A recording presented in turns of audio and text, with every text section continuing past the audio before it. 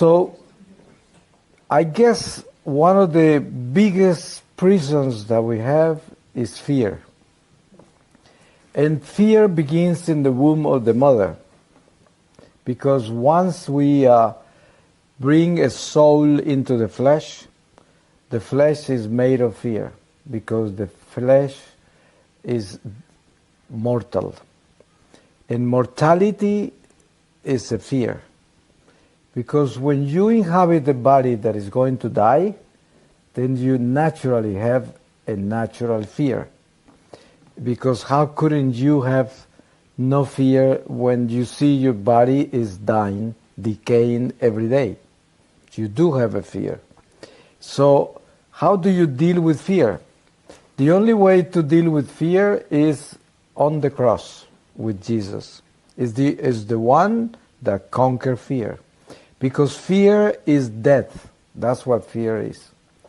And only Jesus conquered that. No one else has conquered that.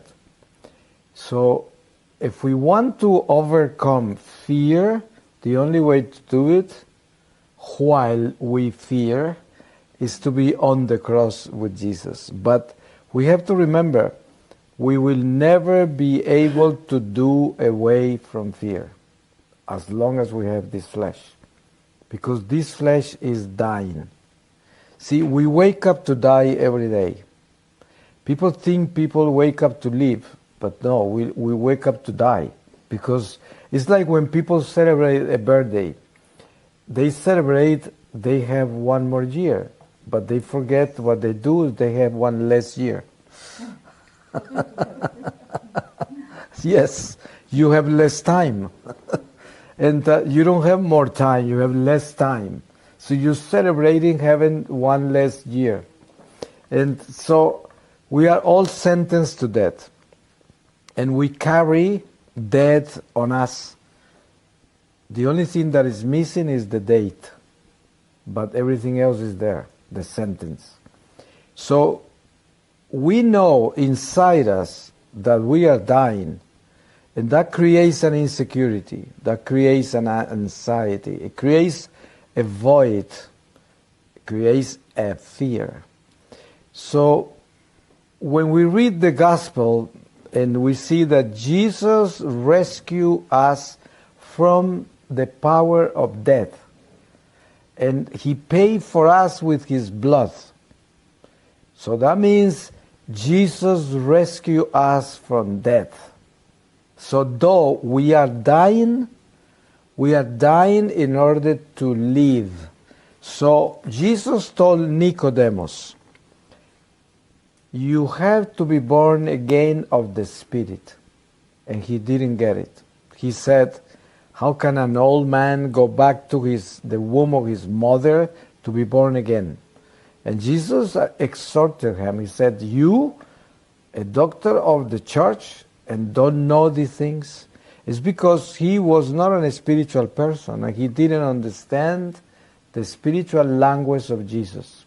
Though he was a doctor of the church from the Sanhedrin, and he was an authority, very educated in the Jewish theology, but they didn't have any knowledge of the Spirit because they didn't have Pentecost yet. They didn't have the Spirit.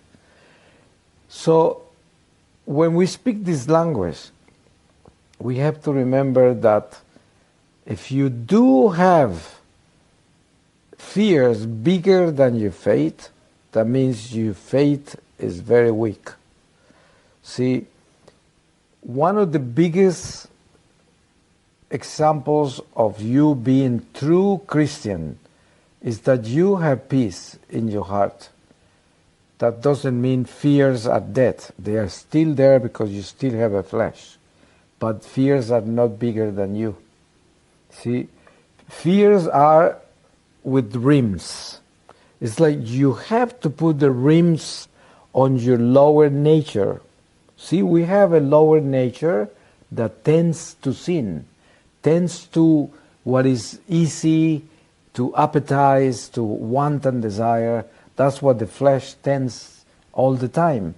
So we had to put the rims and pull it and and educate it and tell it what to do. And this is how you work with fears. You tell fears what to do. See, if fears come up and they're trying to overcome you, you have to tell them, shut up, you're not going to overcome my life, right? If they are very strong, you have to go on your knees and fight it. If your knees are not enough, you have to go into fasting. If fasting is not good enough, you have to go into sacrifices, mortification, penance, and get the flesh to obey until the fear becomes weak. But you can never expect fears to go, because as long as you have this flesh, fears are going to be there.